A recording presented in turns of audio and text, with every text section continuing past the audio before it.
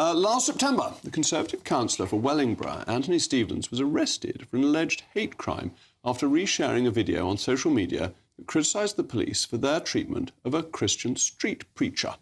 You will listen when you are dead. You will listen when you are dead. You will listen. Take me. No. Don't take my Bible away. Don't take my Bible away. Don't take my Bible. Gave you the simple option.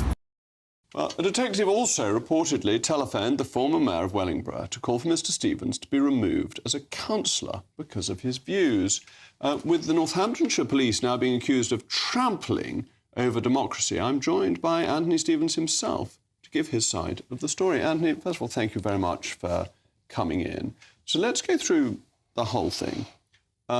You joined Twitter, you'd been on it for a few months. Yes. And you retweeted something that was critical of the police.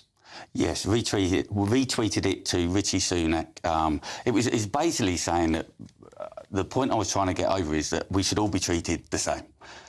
A Christian preacher, an Islamic preacher, they should both be allowed to preach, in my opinion. Yeah. But if you're not allowed to preach, then nobody should be allowed to preach. And that was all I was saying. I wasn't being hateful. I tweeted it to the Prime Minister to say, this is unjust. OK, and you have 76 followers on Twitter. At the time, At the time. You've probably got thousands now. You've been in the papers a bit. No. So then the police bang on your door at 8 o'clock in the morning. Yeah, it was actually August, but 8 o'clock in the morning, I just left my side gate open because I was waiting on a plumber. I just took myself in my gym. I was a bit late that morning. And then there was 2 policemen staring at me through the glass door. So I came out and they told me that I was under arrest for Section 19. I didn't even know what Section 19 was. Nor would I. And you were taken to the police station? Yes, taken to the police station. By the time we got there, they mugshotted and fingerprinted, and I was in the cells at around 9 o'clock. Interviewed around 12 o'clock, back in the cells for about 1 o'clock, and released at about 5:30. So you were treated as a real villain? Oh, through the interview, they literally thought I was...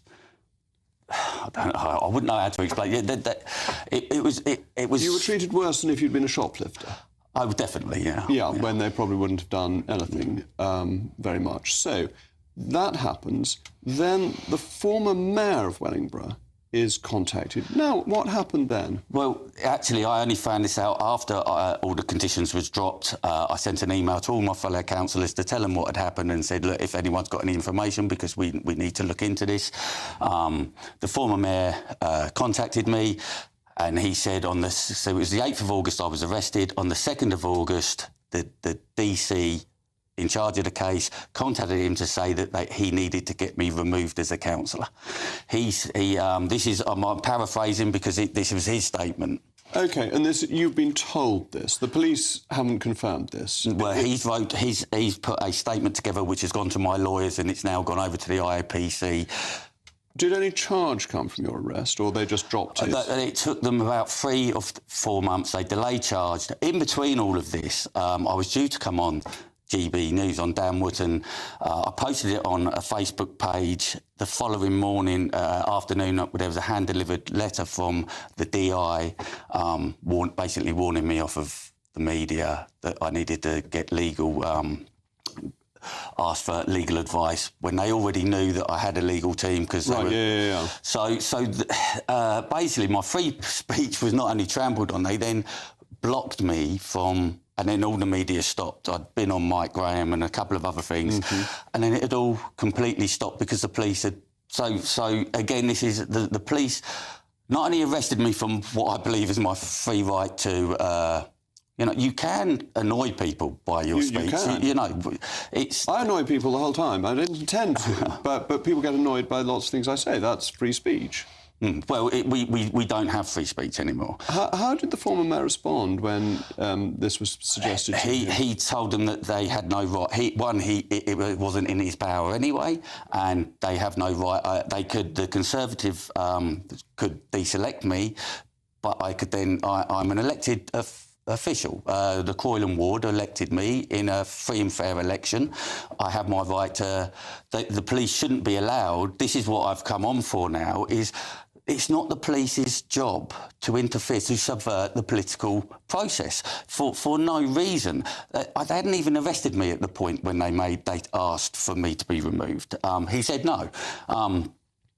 Then I went to my first play. I was bailed.